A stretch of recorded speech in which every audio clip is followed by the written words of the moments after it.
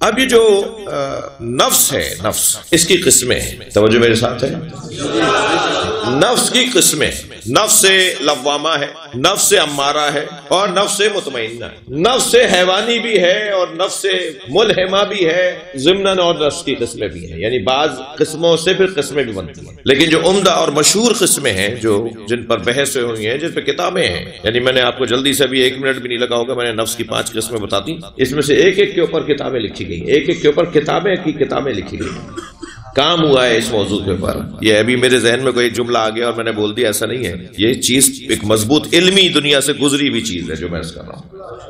نفس لوامہ، نفس امارہ، نفس ملہمہ، شاباش، اور نفس مطمئنہ۔ دیکھیے نفس امارہ وہ نفس ہے کہ جو مسلسل برائیوں کی طرف راغب کرتا ہے، ہر برے کام کو سجا کر پیش کرتا ہے اور اس کو وہ انسان اپنا لیتا ہے، اس کا نفس نفس امارہ کا شکار ہے۔ ایک مرتبہ نفس لوامہ ہے، نہیں، برائیاں تو اس کے سامنے آتی ہیں مگر وہ برائیوں کو برائی جانتا ہے اور یا برائیوں کو ترک کر دیتا ہے یا انجام دینے کے بعد ملامت زدہ ہو جاتا ہے اور پھر اپنے آپ سے کہتا ہے کہ یہ میں نے غلط کیا، یعنی ملامت کرنے والا نفس، نفس لوامہ، ملامت لوامہ اس خاندان کا نفس، ملامت کرنے والا نفس۔ نفس ملہمہ وہ نفس ہے کہ جو برائیوں کو اس انداز سے پیش کرتا ہے کہ وہ اچھائی لگنے لگے اور انجام دینے والا شخص اسے برا سمجھ کے انجام نہیں دیتا بلکہ اسے اچھا سمجھ کر انجام دیتا ہے۔ جیسے حضرت یوسف کے بھائیوں نے حضرت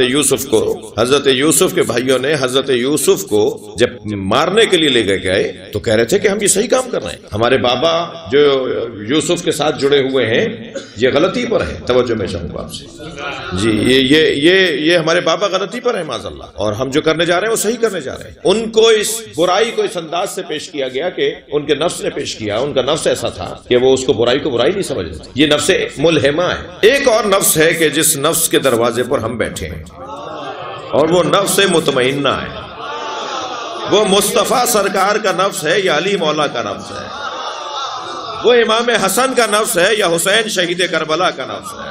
صلوات پڑھ لیں محمد و آلہ محمد۔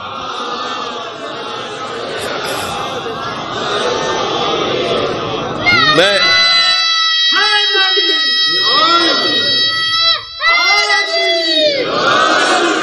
یعنی ہمارا اس دروازے پہ زیادہ جمع ہونا فطری ہے۔ سنی آ رہے ہیں اس دروازے پر، شیعہ اس دروازے پر بیٹھے ہوئے ہیں، ہندو کہہ رہے ہیں کہ میں علی کو مانتا ہوں، عیسائی کہہ رہا ہے میں علی کا مرید ہوں۔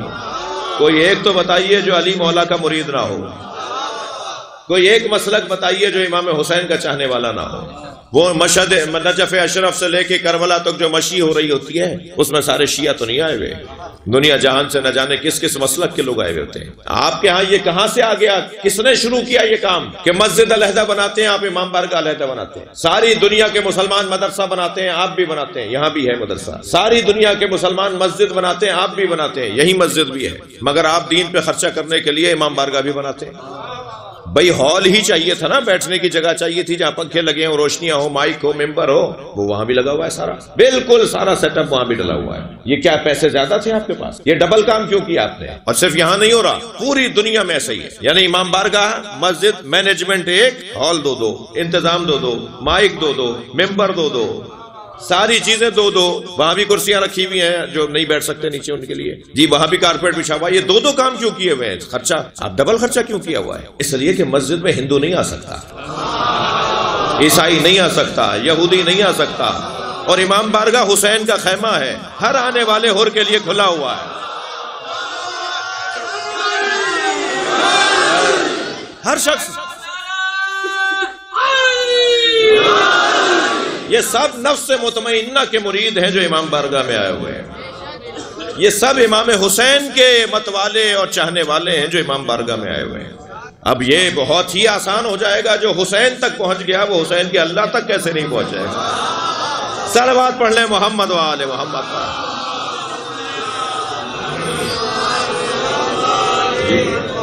نفس مطمئنہ وہ نفس کے جس نے اپنے کام کو انتہائی اطمینان کے ساتھ انجام دیا. جی یہ جو جانور ہیں، جانور کو عربی میں کہتے ہیں بہیمہ. بہیمۃ الانعام. آپ خطبات میں عربی خطبوں کے اندر علماء سے سنتے ہیں، خاص طور پہ عید الاضحیٰ کے خطبے کے اندر بہیمۃ الانعام. جی جانوروں کے بارے میں. بہیمہ یعنی بہیمہ جس خاندان کا لفظ ہے اسی خاندان کا ایک لفظ ہے ابہام. ابہام یعنی بہیمہ. بہیمہ کی زندگی کو بہیمہ، جانور کو بہیمہ کہتے اس لیے کہ اس کی زندگی میں ابہام ہے. اسے پتہ ہی نہیں ہے کہ آج رسی اس نے ڈال کے مجھے ادھر کھینچ کے یہاں باندھ دیا تو یہاں بندھا رہا، اور وہیں وہ خوش رہا، اور وہاں سے کسی نے باندھ کھول کے یہاں باندھ دیا تو یہاں خوش ہے. یعنی اس کو کچھ ہے ہی نہیں احساس کہ میرا کل کیا ہونا ہے. باپ ہونا اور ہے، ولی ہونا اور ہے. جانوروں کے ہاں باپ ہوتا ہے، انسانوں کے ہاں ولی ہوا کرتا ہے. بھائی صلوات پڑھیں محمد و آل محمد.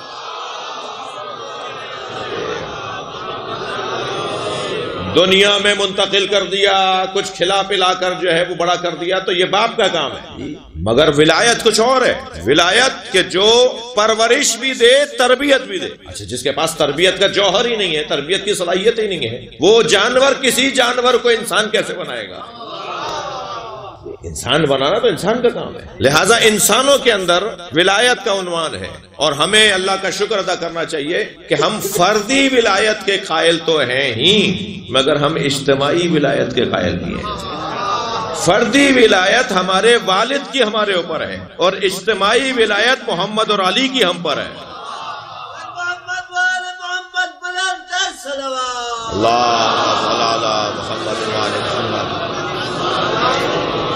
میں کیا کروں کہ یہ مضمون میں نے ترتیب دے دیا آپ کے لیے کہ انسان کا سب سے اچھا عنوان اور تصویر وہ نفس مطمئنہ والی تصویر. دنیا میں سب سے بڑا انسان کون سا ہے؟ جس کا قد لمبا ہے؟ نہیں.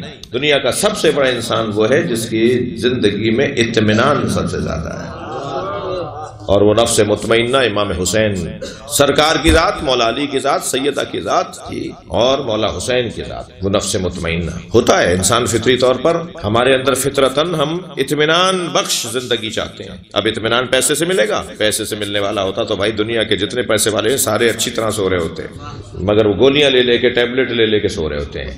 سب سے زیادہ زندگی پریشان ہے ہی ان کی کہ جن کے پاس پیسہ زیادہ ہے. تو پیسہ اطمینان کی زندگی کے لیے لازمہ نہیں ہے، نہ ہی کرسی اور منصب اور شہرت اطمینان کی زندگی کے لیے لازمہ ہے. وہ کون سی چیز ہے جو نفس مطمئنہ کی ہمیں معرفت عطا کرے؟ اور وہ کیا ہے کہ جس سے انسان کا نفس مطمئن ہو جائے؟ دیکھیں، میں آپ کو راضی کروں تو وہ ناراض ہو جائیں گے، انہیں راضی کروں تو وہ ایک بھائی کو کر رہا ہوں تو چچا زاد ناراض ہو رہا ہے، چچا زاد کو کر رہا ہوں تو خالہ زاد ناراض ہو رہا ہے. تو ہم کس کو راضی کریں گے؟ نفس مطمئنہ نے کر کے یہ دکھایا ہے کہ اس نے ایک کو راضی کر لیا، اب اس ایک نے سب کو راضی کر دیا. فرماتے ہیں یا اللہ جس نے تجھے پا لیا اس نے کیا کھویا. یہ امام حسین کے فرمان ہے، یہ امام حسین کا جملہ ہے حدیث کا، حضرت کے فرمان کا. یا اللہ جس نے تجھے پا لیا اس نے کیا کھویا، اور جس نے تجھے کھو دیا اسے کیا ملا. سب سے زیادہ عملی طور پر امام حسین نے یہ کر کے دکھایا کہ اسے راضی کیا کہ جس کا کام ہے کہ پھر سب کو راضی کرے.